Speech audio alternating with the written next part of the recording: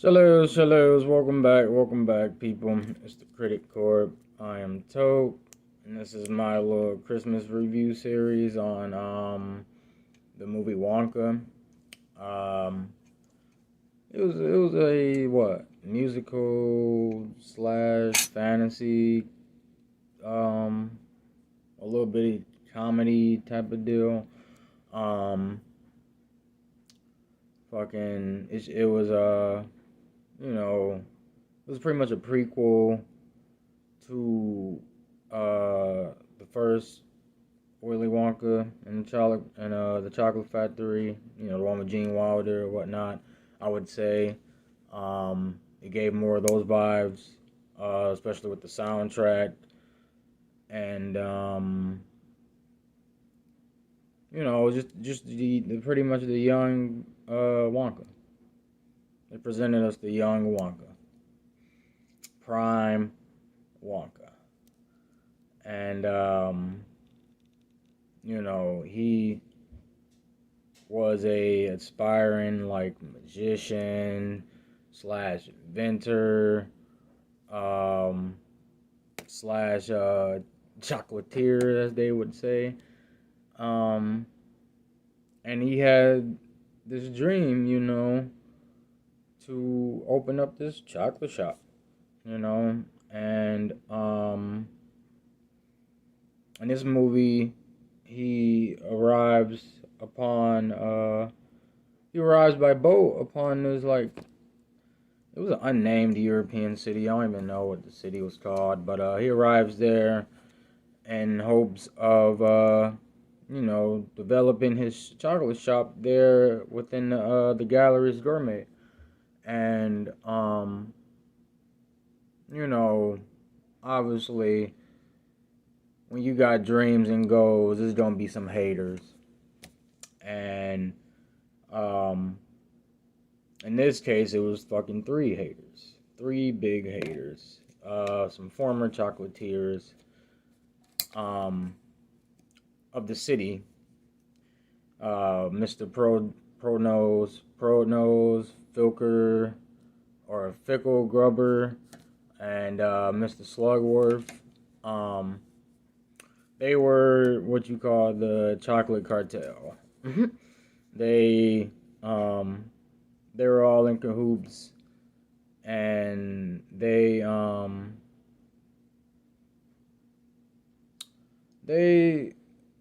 they had their way of running their chocolate business, which was a pretty dirty operation. They like watered down all their chocolate and would use the real chocolate, for bribery, just to get what they wanted, or use their fortune, their riches, whatever they made off of selling a foo-foo ass chocolate, just to bribe and get what all they wanted, get all they wanted and more.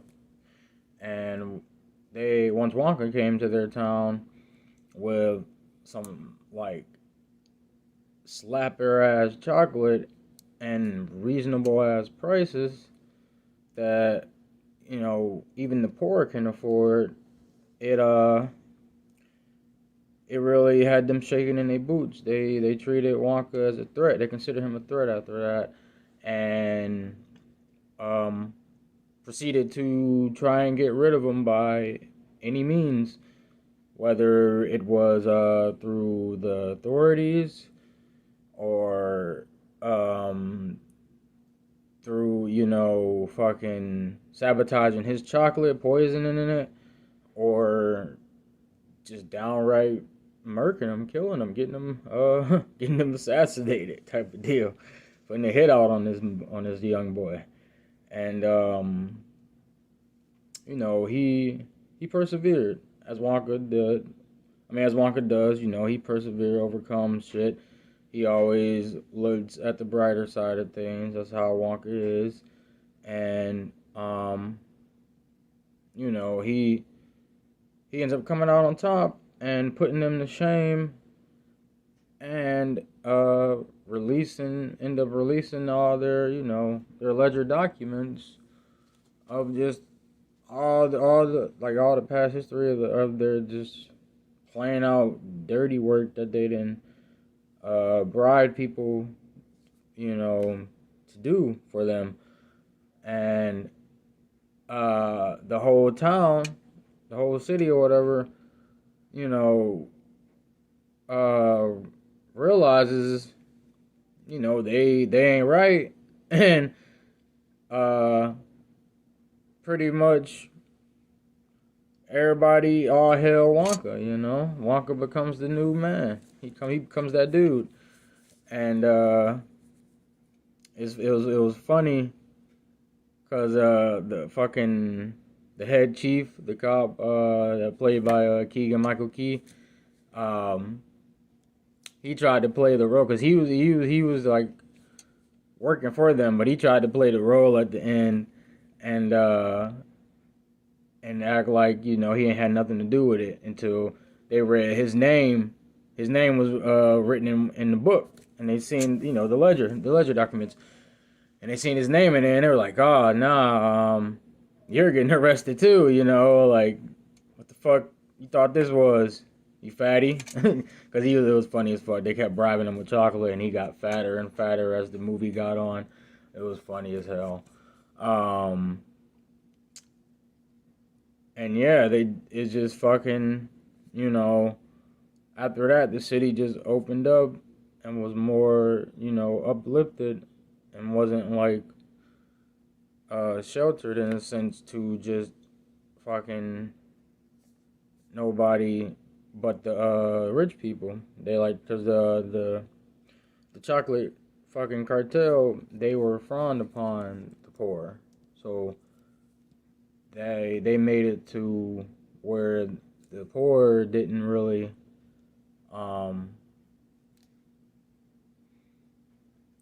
they couldn't really live in that city without being just a crumb of nothing. But once Wonka took over, the light was brought to the city. It was a big shine over the city, and they fucking was able to enjoy life again in a sense. Once the new chocolatier took over the town, fucking that was pretty much the main focus of this movie, I would say. The funny moments were fucking hysterical, like Hugh Grant playing Oompa Loompa, playing Lofty or whatever, the Oompa Loompa that that got banished from his from the Loompa land because he failed to watch his post as Wonka was finessing the cocoa beans from their land and shit. he was pretty much taxing Wonka. He'd been taxing Wonka, recollecting his debt that Wonka owed since he stole from them. And it was just funny the way they showed his whole backstory, Lofty's backstory, quick, and then got right to the present of him and the reason why he'd been finessing Wonka and how they became about as partners and shit. In the long run and whatnot.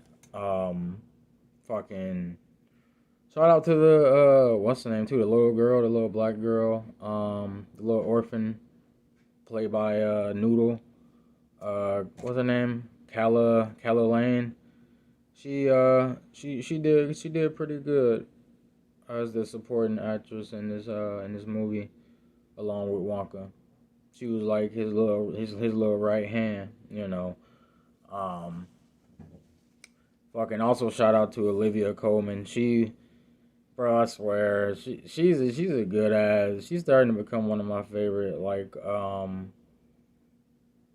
low key, like, supporting actress.